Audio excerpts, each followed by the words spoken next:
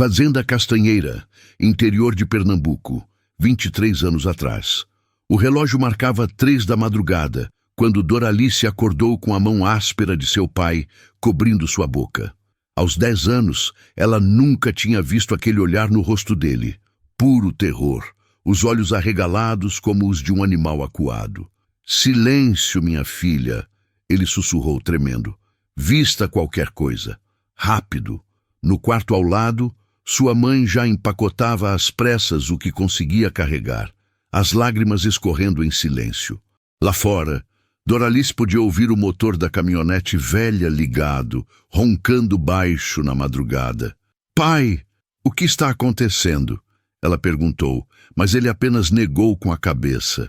10 minutos depois, enquanto a caminhonete se afastava levantando poeira na estrada de terra que saía da fazenda, Doralice olhou pela janela de trás e viu uma pequena figura correndo atrás deles, gritando seu nome na escuridão. Vicente, o menino loiro de olhos verdes, também com 10 anos, que jurava que um dia se casaria com ela, que lhe dera um colar de estrela guardando toda a sua mesada, que foi sua primeira e única história de amor de infância. Ela nunca mais o viu, até hoje. A porta da mansão se abriu com um rangido que ecoou pelo silêncio da tarde.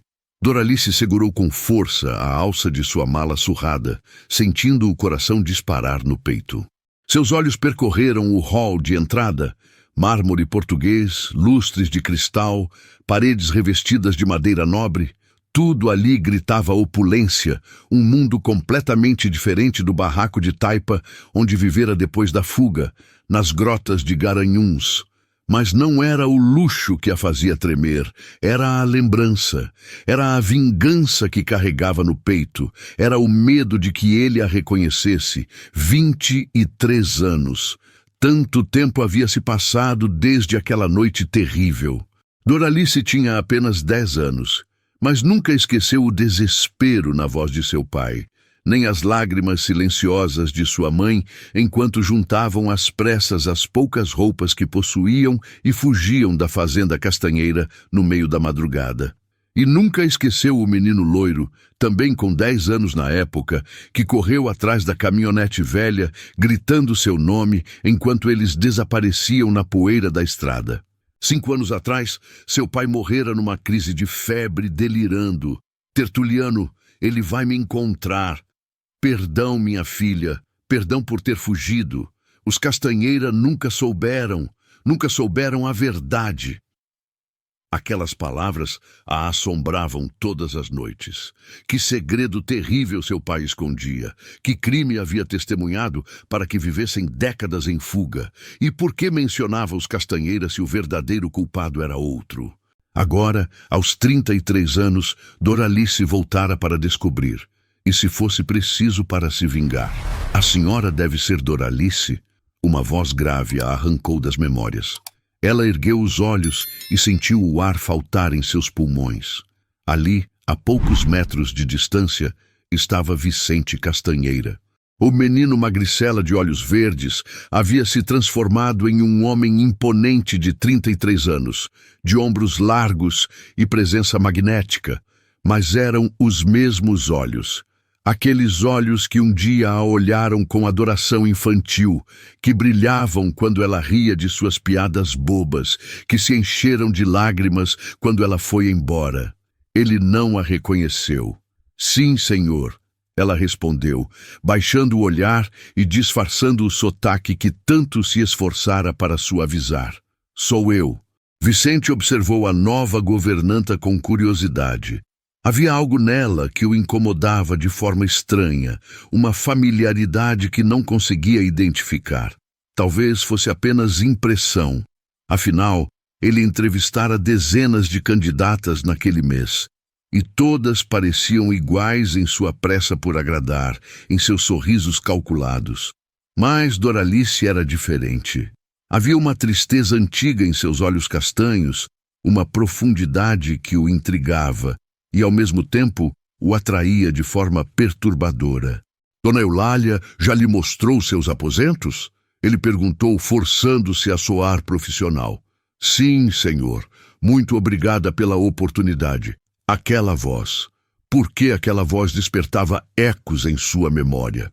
Nos dias seguintes, Doralice mergulhou em sua missão.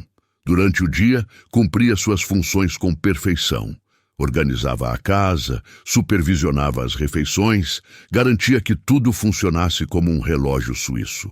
Mas à noite, quando Vicente se recolhia ao escritório, ela vasculhava discretamente gavetas, lia documentos antigos, procurava qualquer pista que explicasse por que sua família havia fugido naquela noite. Precisava descobrir a verdade.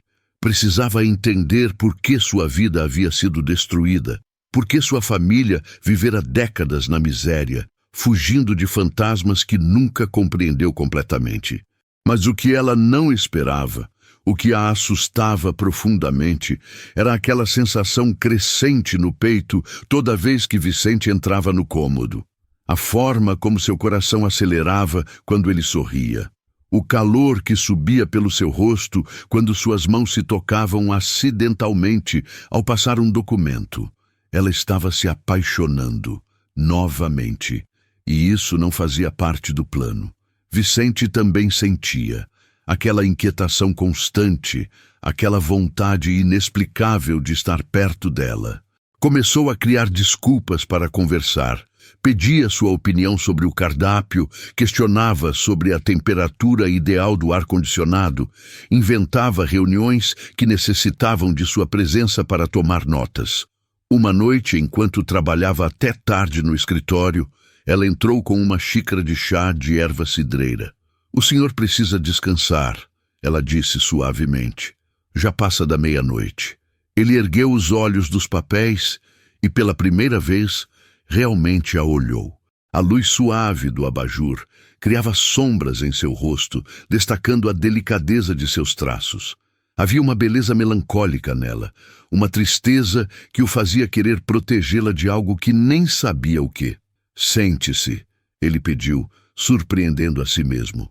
"Por favor." Doralice hesitou, mas obedeceu. Sentou-se na poltrona de couro, as mãos cruzadas sobre o colo, tensa.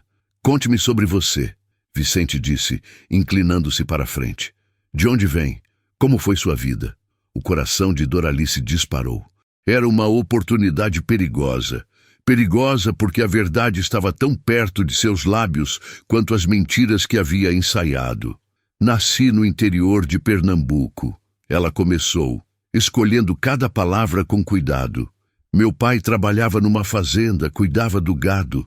Éramos pobres, mas felizes, até que tudo mudou. O que aconteceu? Tivemos que sair de lá de uma hora para outra no meio da madrugada. Meu pai, ele nunca explicou direito. Apenas disse que não era mais seguro ficar." Vicente franziu a testa. Algo naquela história ressoava dentro dele, como um sino distante que ele não conseguia localizar. "Você era criança?" "Tinha 10 anos. 10 anos. A mesma idade que ele tinha quando... Não, não podia ser. As semanas se transformaram em meses. A tensão entre eles crescia como uma tempestade silenciosa. Vicente se pegava acordando no meio da noite, pensando nela, imaginando como seria tocar seu rosto, beijar seus lábios, confessar que estava perdidamente apaixonado por uma mulher que mal conhecia. Mas havia algo mais, uma sensação perturbadora de que ela escondia algo. Ele a vira, certa madrugada, saindo de seu escritório com passos apressados. Outra vez, encontrou documentos ligeiramente fora de ordem, como se alguém os tivesse folheado. Deveria desconfiar. Deveria demiti-la, mas não conseguia. Porque ao mesmo tempo que suspeitava, também se apaixonava mais profundamente a cada dia. Doralice também estava dilacerada. Suas buscas não haviam revelado nada concreto. Apenas números em livros contábeis, nomes de funcionários antigos, transações de gado.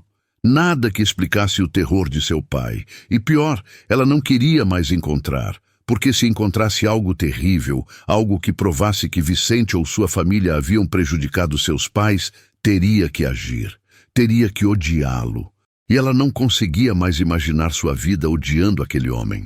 Foi numa tarde de domingo, durante um passeio pelos jardins da propriedade, que tudo mudou. Doralice usava um vestido simples de algodão azul e o vento brincava com seus cabelos soltos. Vicente a observava de longe, encantado, quando de repente ela se abaixou para colher uma flor silvestre. O movimento fez com que algo brilhasse em seu pescoço, um colar delicado, com um pingente de prata em forma de estrela. O mundo de Vicente parou. Aquele pingente, ele conhecia aquele pingente. As memórias explodiram em sua mente como fogos de artifício. Uma menina de tranças escuras e olhos brilhantes, correndo descalça pelos pastos da fazenda de seu pai, seus risos ecoando pelos currais. Suas mãos pequenas segurando as dele enquanto observavam as estrelas deitados na grama.